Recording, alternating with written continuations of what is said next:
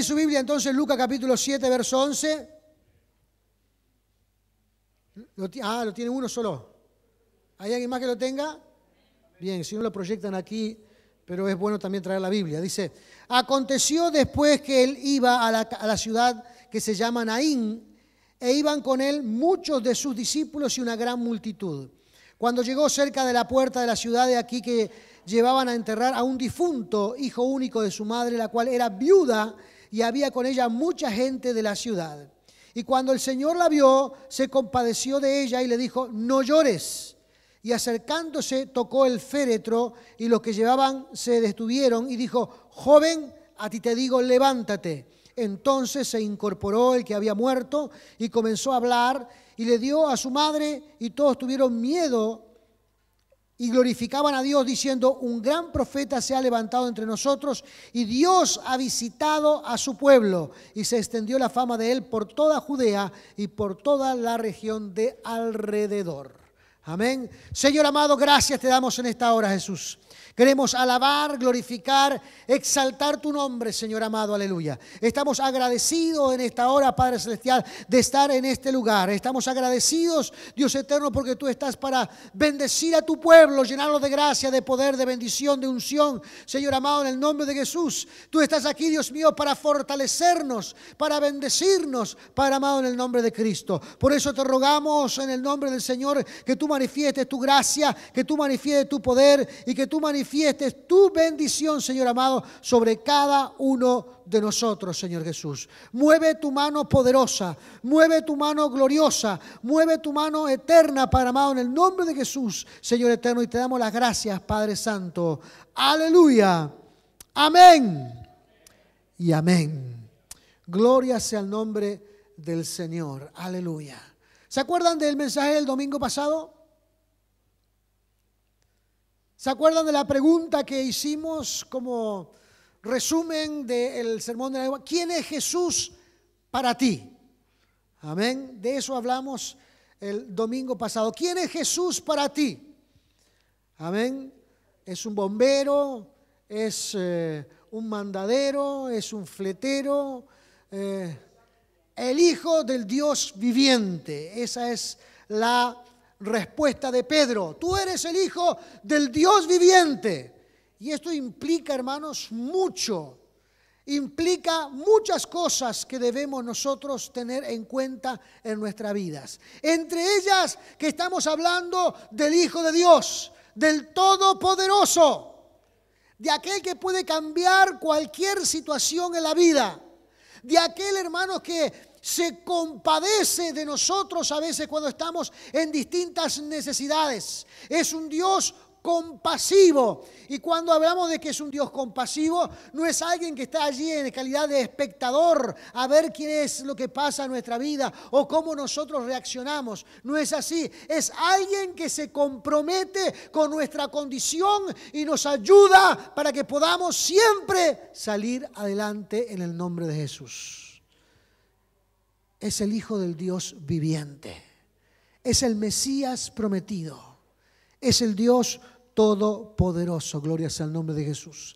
Teniendo en mente, hermanos, esta idea, el Señor me guió a este pasaje. A este pasaje que aparentemente está lleno de tristeza, de dolor, de amargura, de frustración. Pero cuando nosotros leemos el final de este pasaje, nos damos cuenta cómo el Señor volcó esa situación en una situación gloriosa y de bendición. Cómo Dios se glorificó en medio de una situación difícil, traumática, en medio de una situación de frustración. Cómo Dios vuelca y dice que el móvil que lleva al Señor Jesús a actuar de esta manera es la compasión. Amén. El Señor es alguien que se pone en nuestros zapatos. El Señor es alguien que se pone en nuestro lugar. El Señor es alguien que se pone en nuestro sitio y cuando nos ve allí a veces frustrados por algunas cosas, Dios está dispuesto a ayudarnos. Amén. Dios está dispuesto a intervenir en esa situación. Por eso vamos a mirar un poco el proceso de este pasaje que hemos leído aquí. Número 1, dice allí la palabra del Señor, que Jesús iba con un grupo grande, enorme, llamado una multitud de personas. Y entre esa multitud de personas distingue a dos grupos. Fíjese que el Señor, hermanos, es capaz de descubrir, amén, qué hay en nuestro corazón para ponernos a un lado o para ponernos al otro. Y dice allí, hermanos, que en la entrada de la puerta de esta ciudad de Naín, dice que Jesús iba con esta multitud y había dos grupos perfectamente identificados. Y lo dice en el versículo número 11, un grupo eran sus discípulos. Sus discípulos. Y luego dice una gran multitud. Ahora, si usted logra mirar conmigo con atención, vamos a ver que no está hablando de los 12. Está hablando de muchas más personas. Porque dice, iban con él muchos de sus discípulos. O sea, cuando estamos en alguna ocasión, cuando el Señor está hablando de sus discípulos, no solamente está hablando de los 12, está hablando de un grupo mayor de personas que también le seguían y que eran fieles al Señor Jesús. Hace esta separación para entender que en la multitud que seguía a Jesús, no todos eran discípulos. A veces habían entre la multitud algunas personas con otras motivaciones. Algunos simplemente querían ver los milagros. Querían ver lo espectacular de los milagros. Querían ver la obra hecha realidad. Otros eran meramente curiosos. E incluso en esa multitud iban críticos de lo que hacía el Señor Jesús. Personas que no estaban de acuerdo con él y dice, estaban siempre buscando algún detalle para criticarles. El Señor sorprende en muchas de sus sermones a este grupo de personas que simplemente estaban entre la multitud para señalar algún error. No sé si usted alguna vez ha visto, pero hay gente que siempre está allí mirando siempre el error, nunca la virtud, sino siempre para señalar, para atacar con el dedo. Pero en esta separación debemos decir que los discípulos eran entonces un grupo comprometidos con el Señor, mientras que la multitud no era gente comprometida con el Señor.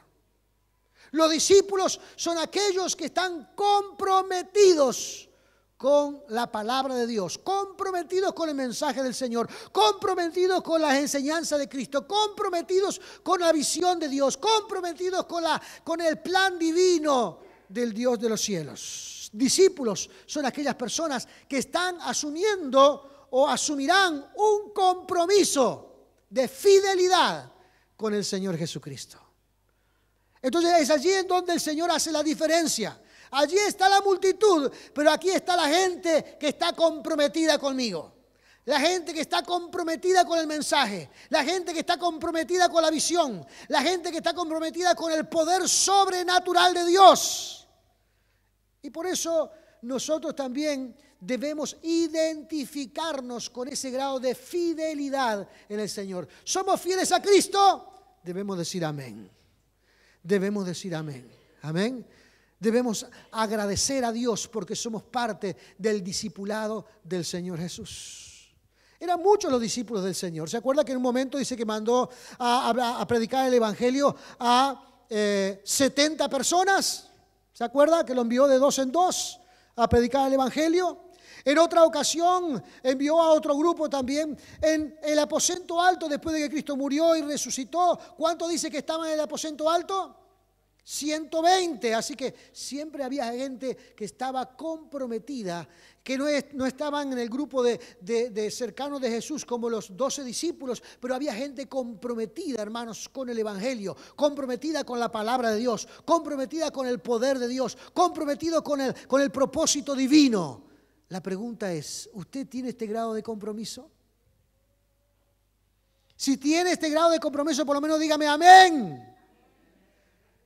Amén, estamos comprometidos con la causa del Señor Jesucristo. Gloria sea el nombre de Jesús.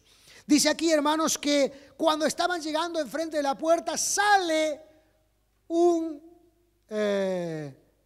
grupo también de personas en una procesión fúnebre.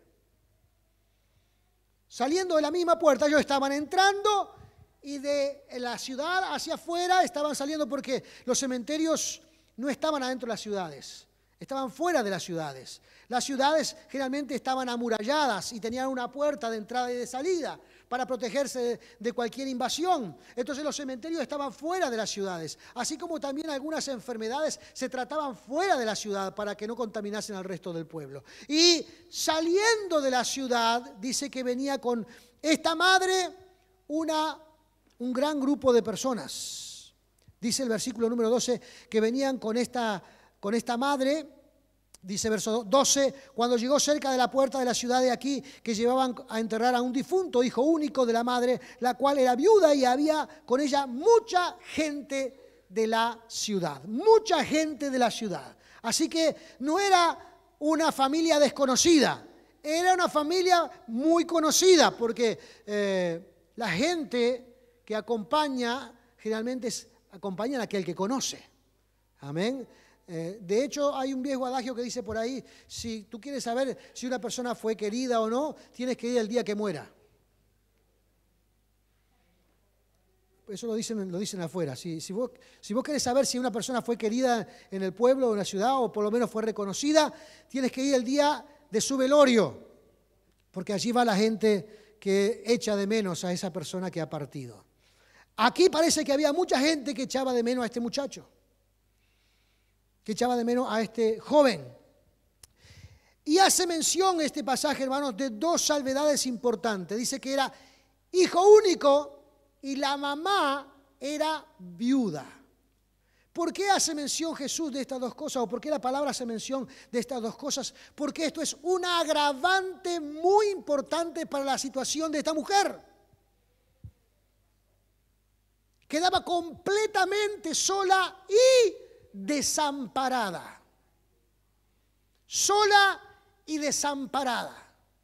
Ese desamparo no era solamente del afecto, ese desamparo no era solamente familiar, sino que también, hermanos, ese desamparo era social y económico. Esta mujer no tenía forma de poder sustentarse, porque la sociedad de aquellos tiempos no estaba pensada para una mujer viuda sin familia. Seguramente una mujer viuda, pero que tenía hijos, los hijos la iban a mantener, la iban a cuidar, la iban a proteger.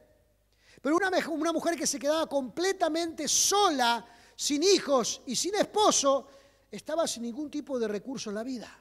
Había caído seguramente en un gran pozo de desesperación. Esta mujer, mientras estaba llevando adelante a su hijo, estaba pensando no solamente en la situación de soledad y de sufrimiento que le deparaba más adelante, sino también el no saber qué hacer para mantenerse.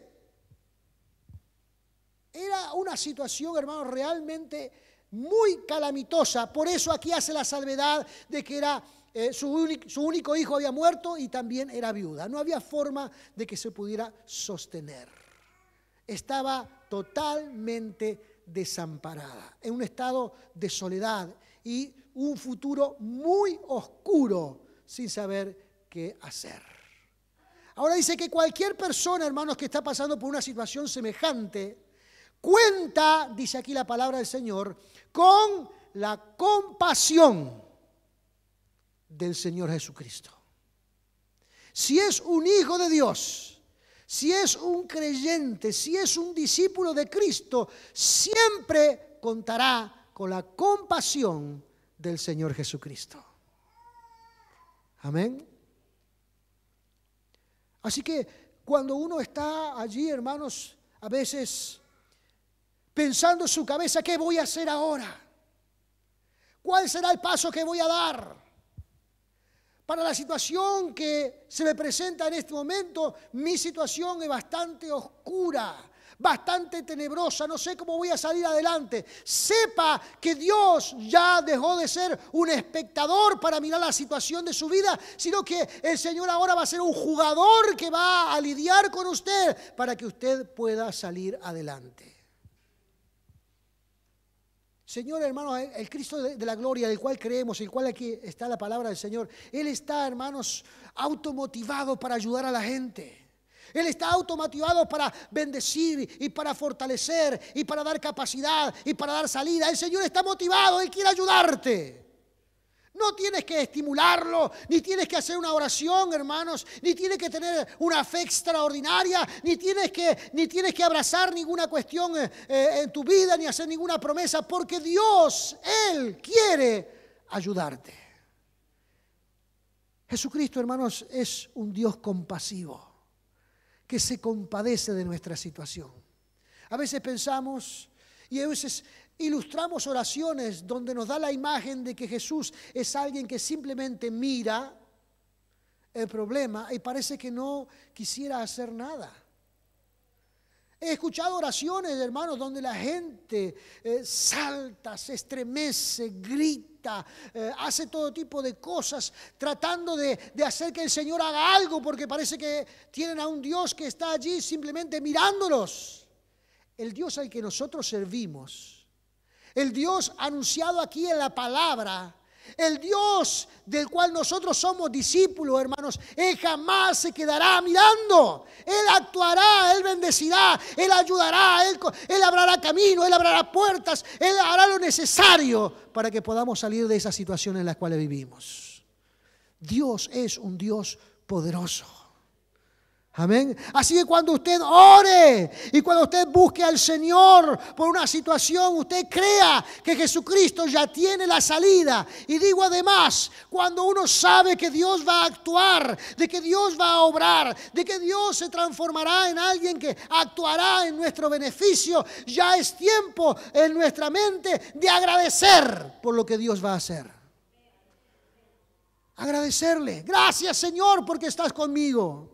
Gracias, Señor, porque si mi condición fuera otra y yo no estuviera contigo, Señor, mi vida sería atroz. Pero gracias, Señor, que tú estás conmigo. Gracias que tú te estás moviendo para abrir puertas. Gracias que tú estás actuando para darme la salida a este problema.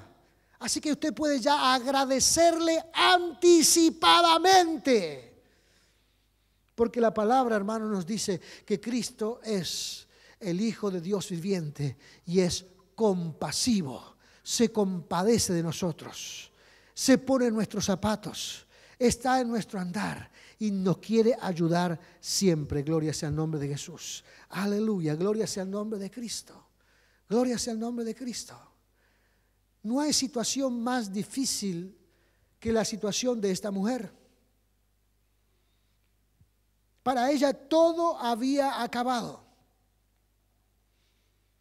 Las expectativas que tenía en su vida con respecto a su hijo habían terminado. Las expectativas que tenía con respecto a proyectarse en la vida y tener una descendencia que pudiera tener nietos se habían terminado. Todo quedó trunco y pensó que ya nada más se podía hacer. Se encontró con una enorme pared oscura sin forma de poder atravesarla porque pensó, esto ya está todo terminado. El hecho, hermanos, de llegar a una situación así es cuando uno ya dice, bueno, mis fuerzas se acabaron. No sé si alguna vez estuvo en alguna de esas situaciones. Bueno, mis fuerzas se acabaron. Ya no sé qué más hacer. No sé qué pensar, no sé qué paso dar. No sé qué me va a pasar el día de mañana. No sé cómo voy a salir de esta situación. No sé. Ese momento, cuando nosotros decimos que ya nada más podemos hacer, es el momento en que le damos la libertad a Cristo para que Él actúe como Él quiere. ¿Sabe por qué? Porque mientras nosotros podemos hacer algo, lo vamos a hacer. Siempre nosotros vamos a meter nuestra opinión, nuestra cucharita. Siempre nosotros vamos a hacer algo porque pensamos que bueno sería hacer esto, que bueno sería hacer lo otro. Y entonces decimos, bueno, puedo hacer alguna cosa, y entonces actuamos. Y a veces nuestro actuar o nuestra manera de resolver el asunto no es el mejor. Nosotros pensamos que era la mejor forma, pero no es la mejor forma. Dios tiene una cosa mejor. Quizás si nosotros lleváramos a uno de nuestros hijos al cementerio, diríamos, pero ¿por qué el Señor no nos sanó? ¿Por qué Dios no obró antes? ¿Por qué Dios no cambió la situación? Porque a veces también nosotros los seres humanos vemos la situación de muerte, hermanos, como que es algo que todo ha terminado. Y en realidad, en la visión y en el propósito de Dios, con la muerte no termina absolutamente nada. Por eso dice la Biblia que Cristo es el primero de muchos hermanos. Él murió y resucitó. Y es el primero de muchos hermanos. Es la figura que nosotros necesitamos para creer que nada se termina con la muerte, sino que puede ser una oportunidad para que todo comience. Y esta es una de esas cosas. Quizá la madre iba diciendo, pero ¿por qué me pasó esto a mí? ¿Por qué tengo que vivir yo esta situación? ¿Por qué tengo que quedar desamparada? ¿Por qué Dios no hizo algo antes? Pero hay cosas, hermanos, en que Dios se glorifica de las maneras menos sospechadas por nosotros. Dios hace cosas, hermanos, que ni siquiera nosotros podemos imaginarlas en los mejores momentos de nuestra fe. Y dice aquí, hermanos, que mientras el Señor ve que sale esta procesión fúnebre y mira a la mujer y se da cuenta de su condición de desamparo, tiene compasión y hace algo extremadamente radical. Extremadamente radical. ¿Usted se imagina esa escena? Capaz que hoy día, si alguien parara una procesión fúnebre, se arma un lío de aquellos, porque están los dolientes, están los que están sufriendo, padeciendo, los que sienten la ausencia. Jesús detiene la procesión fúnebre y le dice a la mujer en medio de la procesión fúnebre, no llores. Pero lo lógico era, hermanos, que la mamá llorara por su hijo muerto. Ahora, usted imagínese, no sé si alguna vez usted estuvo en alguna situación un poco fuera de lugar, en algún momento, en algún evento fuera de lugar. Detiene la procesión y el Señor se dirige inmediatamente a la madre y le dice, no llores.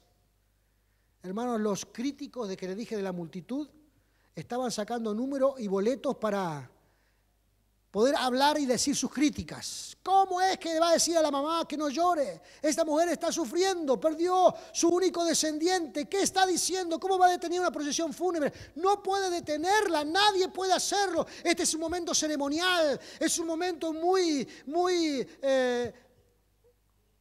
crítico, sí, la situación allí, hermano, demanda un estado ceremonial, no se puede hablar, no se puede, todo el mundo tiene que estar compungido. ¿Qué está haciendo este hombre deteniendo esta procesión y diciéndole que no llore a la madre? ¿Se imagina? ¿Usted lo está viendo? Muchos dirían qué ridícula esta situación, qué fuera de lugar. ¿Cómo alguien va a hacer una cosa? ¡Qué alocado!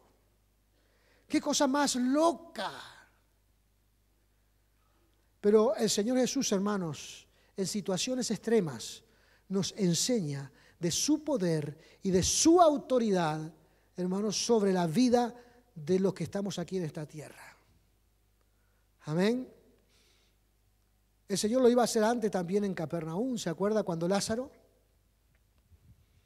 4 días de muerto, saque la piedra que vamos a resucitar al muerto. ¿Se imagina? 4 días. Dice que ya el olor del cuerpo descompuesto se sentía a cierta distancia. Es un acto extremo.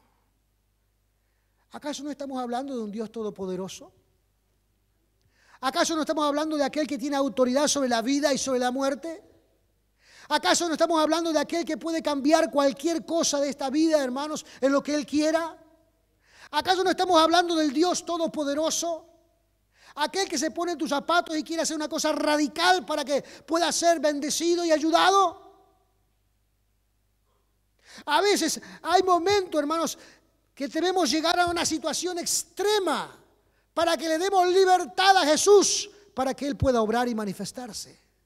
A veces es necesario, hermanos, que nosotros menguemos al punto de no tener casi reacción ante un problema para que Dios pueda intervenir y hacer su obra. Amén. Así que no se asuste cuando está llegando a un punto límite. No se frustre cuando está llegando a un punto límite. No esté, hermanos, perdiendo el juicio cuando llega a un punto límite. El Señor vuelve a decirte, no llores, porque Él tiene la respuesta. Él tiene la respuesta. ¿Se imagina ahora el Señor quitando la mirada de la mamá y poniendo la mirada sobre el féretro y diciéndole, a ti te digo, levántate?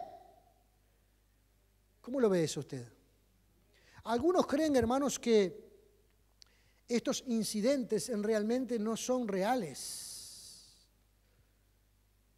Algunos creen que son narraciones para magnificar el poder de Dios. Pero déjeme decirle, en las caminatas del Señor de un sector a otro, realmente andaba con una gran multitud. Y estos evangelios son contemporáneos a esa gran multitud. Si esto no hubiese sido cierto, la gente hubiesen dicho en todas esas regiones, lo que escribió fulano no es cierto, lo que escribió sultano no es cierto. Por eso, hermanos, todos estos son hechos reales de las manifestaciones del poder sobrenatural del Hijo de Dios. Estas acciones se han repetido, el poder maravilloso de Dios se ha repetido una y otra vez. Yo todavía no he visto a un muerto resucitado, pero he visto a mucha gente con enfermedades terminales sanadas por el Señor. Personas que estaban en el proceso de morirse y el Señor les sanó. Personas que vivieron un momento traumático tan grave en sus vidas que justamente estaba en peligro su vida. Y el Señor les sanó, el Señor les levantó, el Señor les transformó. Recuerdo al pastor Carlos Gutiérrez, padre, porque hay dos Carlos Gutiérrez en nuestra familia que nada tienen que ver con el Carlos Gutiérrez que vende electrodomésticos. Y el hermano anciano, hace como unos 15 años, sufrió un problema en sus intestinos por segunda vez. Y un día un pastor, yo era muy allegado a ellos, lo visitaba seguido, ellos nos visitaban, éramos muy, muy allegados. Me llama un día el pastor y dice, si querés ver al hermano Carlos Gutiérrez, venite, dice, porque él ya está en las últimas. Y él estaba en Minas internado y vine yo rápidamente, levanté a otro pastor y fuimos a verlo al hospital. Y literalmente, hermanos, el hermano estaba en un estado fetal, gritando de dolor. Y el diagnóstico era que esa noche se moría. Tendría algo así como unos 70 años el hermano. Sí. Al lado de la hermana Dinora era joven. No, porque tenía la misma edad, digo, ¿no? Porque la hermana Dinora también es joven. Hoy el hermano tiene casi 90 casi 90. Fue como arrebatado de la muerte. Le sacaron una cantidad de metros de intestinos. Se lo cortaron porque estaba, no sé en qué situación. Le cortaron varios metros de intestino. Y el hermano hoy es un anciano saludable. Por supuesto ya no está en el pastorado, pero está siempre colaborando con sus hijos, que también son pastores los dos. Uno es pastor en Maldonado y el otro es pastor en Chuy. Y fue una situación extrema. El diagnóstico era que se moría esa misma noche. No había cura para su situación, pero Dios le sanó. En el transcurso de unos días, él se recuperó notablemente y unos pocos meses estaba totalmente repuesto. A veces el Señor hace las cosas grandes en los momentos extremos. Sí, también Andrés Calistro. Andrés Calistro es un hijo de un pastor que nos llamaron, dice, mire, es un chiquilín que es no vidente y siempre vivió muy enfermo y nos llamaron también porque se moría, estaba acá internado en Médica Uruguaya. Esa noche se moría porque había sufrido una ACV. Fuimos, le visitamos, oramos con los padres y él todavía está vivo con los padres, totalmente recuperado de esa situación. Dios hace cosas extraordinarias en momentos extremos. Amén. En ese día, hermanos, para hablar de algo muy lindo, es que de la ciudad salía la muerte y a la ciudad ingresaba la vida. Amén. A veces las personas están como saliendo en un estado de muerte, pero Cristo puede transformar eso en una situación de vida. Jesucristo es la vida. Y dice que Él ha venido a darla en grandes cantidades.